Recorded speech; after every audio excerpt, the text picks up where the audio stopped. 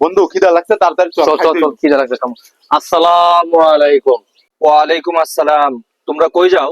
হুজুর বাসা যাইতেছি দুপুরের খাবার খাওয়ার জন্য। তোমরা আজকে প্রথম রোজা, তোমরা রোজা রাখো নাই, লাঞ্চ করতে যাইতেছো। আল্লাহ তাআলা কি বলেন জানো? as-sawmu li ওয়া আনা আজিজি বিহি। রোজা আমার, আর রোজার প্রতিদান আমি আল্লাহ তাআলা নিজ হাতে দেব। তাই তোমাদের রোজা রাখা ফরজ হয়েছে। তোমরা অবশ্যই আজকে থেকে ইনশাআল্লাহ রোজা রাখো। হুজুর, আমি তো রোজা রাখতে পারি না।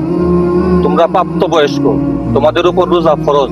তাই আজকে থেকেই ইনশাআল্লাহ রোজা রাখবা, যেন মিস না হয়।